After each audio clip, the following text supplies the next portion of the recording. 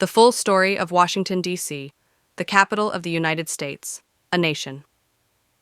Without a capital. The year was 1783. The air of revolution had just begun to settle, and a fledgling nation, the United States of America, stood at the crossroads of its destiny. After a long and bitter war, the American colonies had triumphed over Great Britain, gaining their independence. But freedom brought its own challenges. Among the most pressing was a question both symbolic and practical. Where should the capital of this new republic be? New York City, Boston, and Philadelphia were strong candidates, already thriving hubs of politics and commerce. But the founding fathers, leaders like George Washington, Thomas Jefferson, Alexander Hamilton, and James Madison, feared placing too much power in any one state. If the capital was within a state's borders, would that state have undue influence over the federal government? They needed neutral ground. The birth of a district. In 1790, a bold decision was made. The Residence Act, signed by President George Washington, called for the creation of a new, planned capital, one not beholden to any state. A site was chosen along the banks of the Potomac River, bordered by Maryland and Virginia. This new area would be called the District of Columbia, a nod to Columbia, a poetic name for America. The city within it would be named Washington, in honor of the very man who had led the country through revolution and now led it as its first president. The capital would be entirely federal, not part of any state, but belonging to the nation.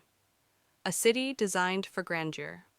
To bring the vision to life, Washington appointed a brilliant and ambitious French-American engineer named Pierre-Charles L'Enfant.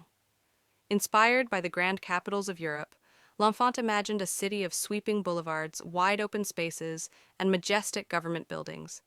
His design included long avenues, many radiating out from key points, most famously Pennsylvania Avenue, linking the White House and the Capitol building. But L'Enfant's perfectionism and personality soon clashed with others involved in the project. He was eventually dismissed, yet his grand vision endured. The layout of Washington, D.C., with its ceremonial spaces, traffic circles, and diagonal avenues, still reflects his brilliance today. Early struggles and growing pains. When the federal government officially moved to Washington in 1800, the city was far from the powerful capital it would become.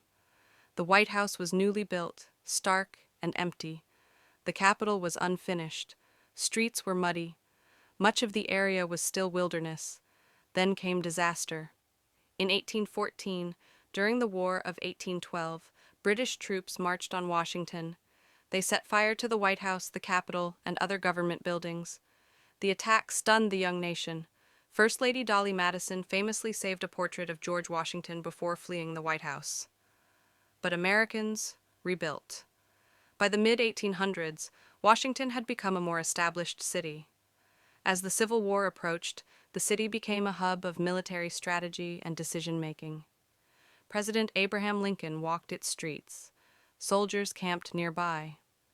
After Lincoln's assassination in 1865, thousands mourned his passing in the Capitol Rotunda. A city of monuments and memory.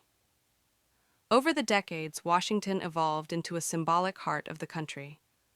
The Washington Monument, a towering white obelisk honoring the nation's first president, was completed in 1884 after decades of construction.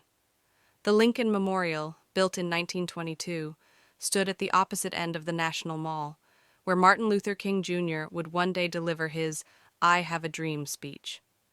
As the federal government grew, so did its buildings.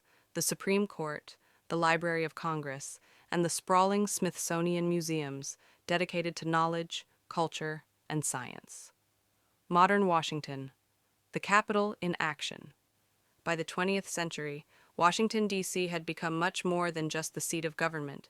It was a living, breathing city, home to diplomats, politicians, artists, journalists, and regular citizens. The city played a key role in the civil rights movement, with landmark protests and speeches echoing from its steps and plazas.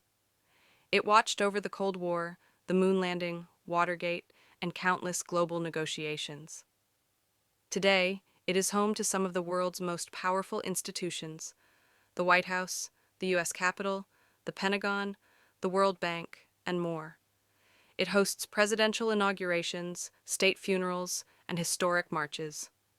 Diversity and culture. Washington, D.C. is not just